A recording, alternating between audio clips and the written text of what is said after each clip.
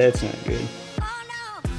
So I've owned this Supra for a little over a year now, and while I've spent the better half of that time trying to make the Supra look proper on the outside, and it does, very, very pretty car on the outside, but you know what they say, real beauty, that's on the inside. So in the last video, you guys got to see me take these little guys off the car. In this video, you guys get to see me put this on the car. So a little bit of a time crunch on this install. Not really, it's make-believe, I made it up. I want to have the car done for a car show on Saturday. I am now Thursday at 8 o'clock. I basically have a couple hours to get this whole thing put together and started up. I'm just gonna get going and see what I can do. So let's go single turbo. Okay, so I do have a pretty big list of things that I need to try and get done in a pretty short amount of time. So first up is just gonna be getting the manifold and the turbo and the wastegates and everything put on. From there, it'll be plumbing all of the exhaust and then all of the oil lines, all of the coolant lines for the turbo. I have some new Powerhouse Racing heater core hoses that clean up the back of the engine bay a little bit.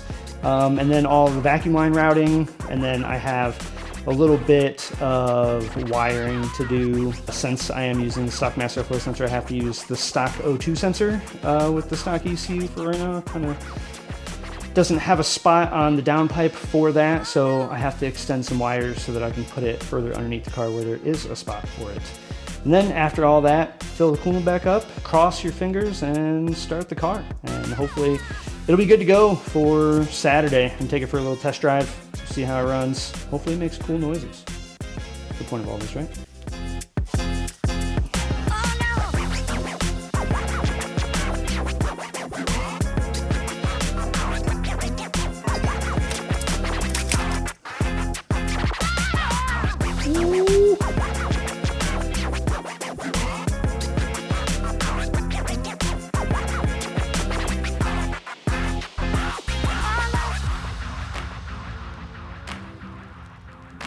I have found in many instances that whenever you're putting on a manifold, it's usually best to start the nuts just like a couple turns, because there's always a point where the runner will turn down directly in front of one of the studs, and you need to pull the manifold almost all the way off, start the nut, and then the nut can go in further. Otherwise, you'll never get the nut in between the runner and the end of the stud. A little tip, back to work.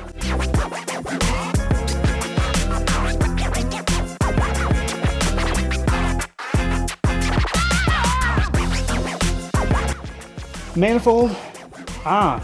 All right.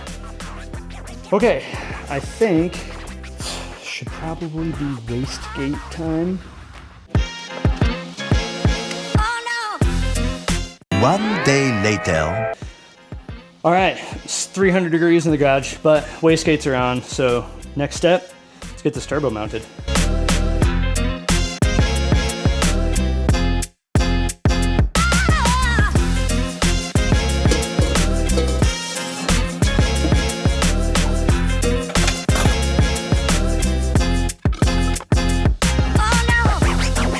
Okay, so got the downpipe and the turbo both on there. The cool thing about V-band is that you can kind of put everything together and it still moves a little bit. So like the downpipe twists a little bit here, this direction, and the turbo twists this direction. So you can kind of get it in there and get it set, and then play with stuff until it just lines up perfect. Did the same thing with the wastegates. The wastegates are both in there now. So let's get all of the exhaust and everything buttoned up, and then we can start working on the oil lines, the coolant lines, the vacuum lines. So coming together. I don't have much time though. It's starting to get a little dark outside, and I only have until, I guess, whatever time I go to bed.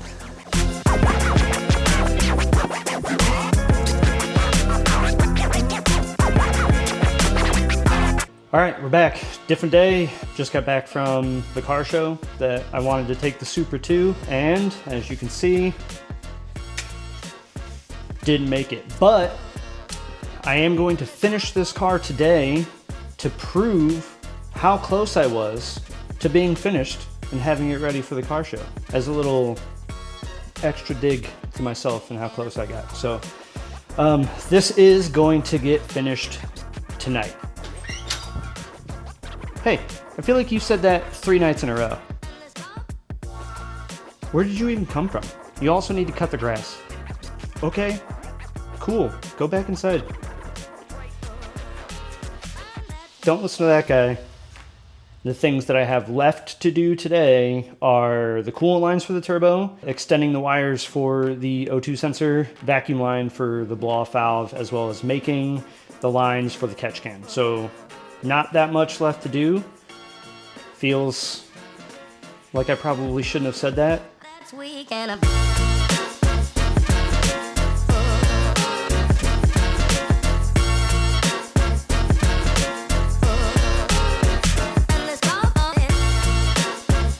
Okay, coolant lines for the turbo are all done, ready to go. They're not the prettiest, it's not the routing that I would really like to do. It will work, it's just not my favorite. Let me show you. So as you can see, that coolant line kind of runs up over top of the turbo and then to this fitting here. And it's with a banjo bolt, so the banjo bolt faces straight up out of the turbo right now. And it's not great routing, like I would rather this go down instead of up, so it's a little bit more hidden. But if that were to happen, it would run straight into the manifold, which is too hot. And then if it came straight out, kind of the same situation, it would run straight into the manifold. So this will work for right now. If I come up with something better in the future to make it a little bit more hidden, I'll make the change, but coolant lines are done. All right, I just finished up making the hoses for the catch can. The blow-off valve is now vacuum line routed. All the coolant lines are made. We saw that earlier. After I get this installed, this is the second one. I already made the first one. It's already on the car. It'll just be the O2 sensors, so wideband and the stock upstream O2 sensor. And then I think put coolant in it. Should be good to start it up.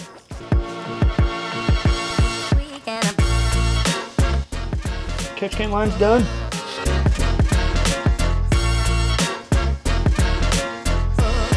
With the 45-degree bend that PHR gives you for the mass airflow sensor housing, it doesn't fit. Like the filter, it just runs into that. So I don't exactly know how to make it work, but for now, this is sort of like temporary. So just need to extend the wires for the O2 sensor, get the wideband put in, should be good to go. This is a cool tool tip. This thing is called a seam ripper. I'm gonna get that to focus there. Do that thing that girls do with makeup. This thing is called a seam ripper. I bought it when I was trying to figure out all the wiring on the Evo, but it makes removing like big long sections of like wiring cover like super easy. And you just like stick it in there and then just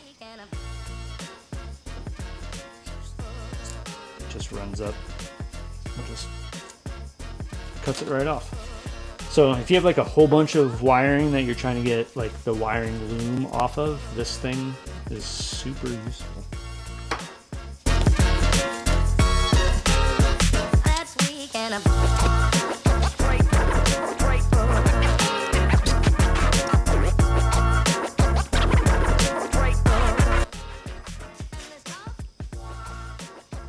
We're done. Everything has been buttoned up. There's coolant in the car now. All the wiring is done. But it's pretty late. It's almost 11 o'clock at night. And I have neighbors. But I don't care. Let's start this thing.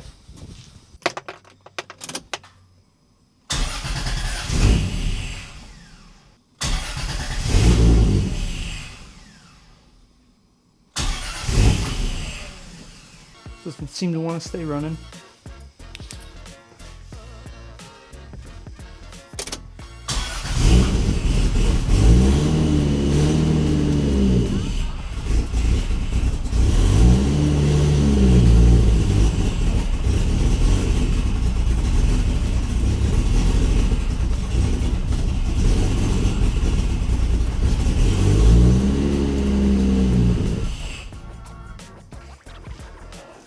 So based on the boost gauge, it seems like maybe I got a vacuum leak somewhere. So let's see if I could track that down. Unless maybe it's the idle air control valve, because it just has a filter on it now instead of it being... The idle air control valve only has a filter on it now, but it's still running on mass air, so it's trying to idle with metered air.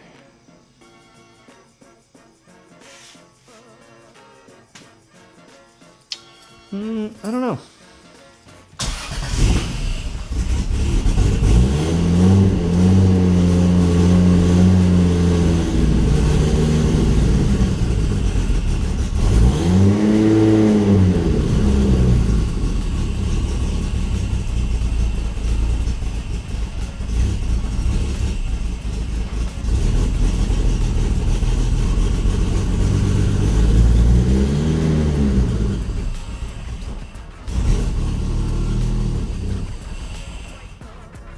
Yeah, so it's running the wideband finally. The wideband heater finally got hot enough to read the air fuel ratio, and it's running super lean. So I think maybe it's going to be because the idle air control valve is trying to get the car to idle, but it sees a bunch of metered air and it's letting it out, and it should be recirculating it. If that's the case, then I'm going to have to use the intake pipe that has the ability to reroute the idle air control valve back to before the turbo, but after the mass airflow sensor. But that means that I have to cut that intake down, which means I have to wait until tomorrow, because I'm not gonna do that tonight.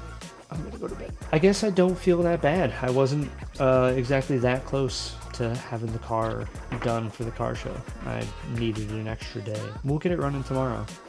We're almost there. One more day. All right. It got a little bit late last night. We're gonna add an extra day and we're gonna get it finished today for sure.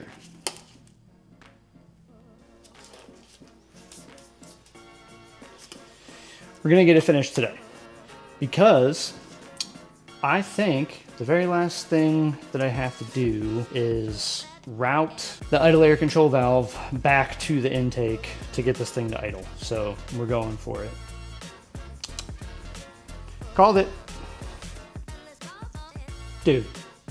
So the reason that I didn't do this just to begin with is because this intake pipe, which does have the little fitting on it for the idle air control valve to be rerouted, is a little bit too long. The mass airflow sensor plus the filter doesn't fit. So a couple of things that I can do. I think I have the filter that was on the car before that went on to the mass airflow sensor, or I can cut this down. We're gonna make it work. We're gonna figure it out. Okay, so this filter is pretty small, but because I think that this is gonna be the easiest route to go, I'm gonna use it for now. We're not trying to make big power with the car right now. As soon as we get rid of this stupid mass airflow sensor and go to a standalone, then we'll put a bigger filter on there. So it'll be good for right now.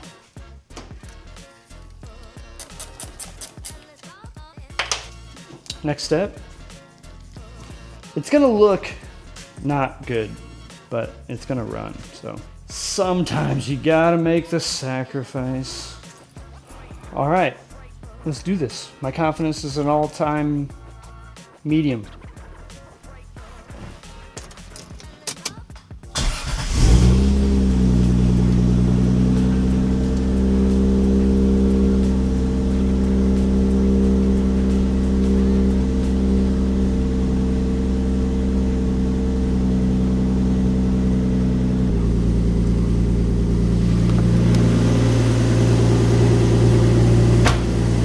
Let's go!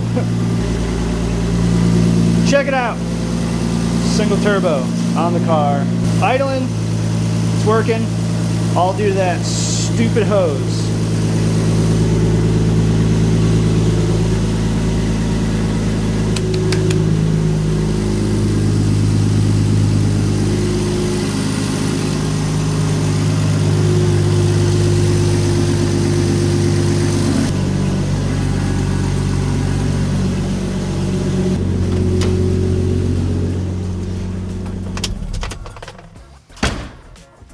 Nope.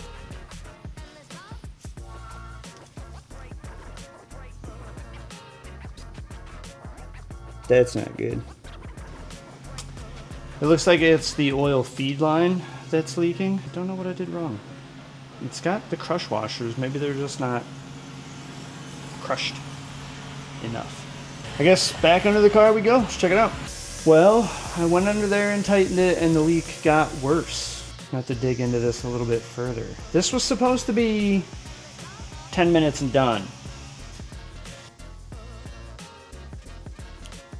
This little copper crush washer that isn't quite round is what was causing the oil leak. Luckily, I had a couple of them sitting around. We're gonna try it again.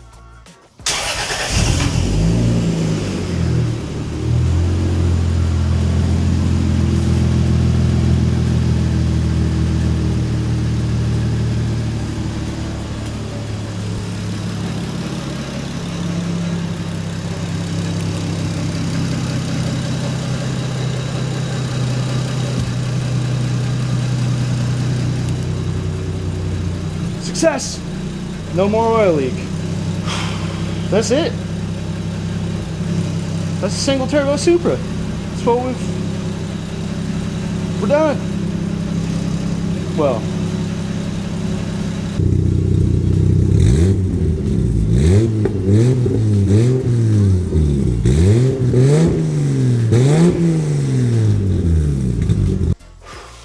All right. I think that's going to be it for this one. That was so much more work than I thought it was going to be. In my head, that was real straightforward. The Supra finally has a single turbo on it. Like, my mind is a little bit blown still.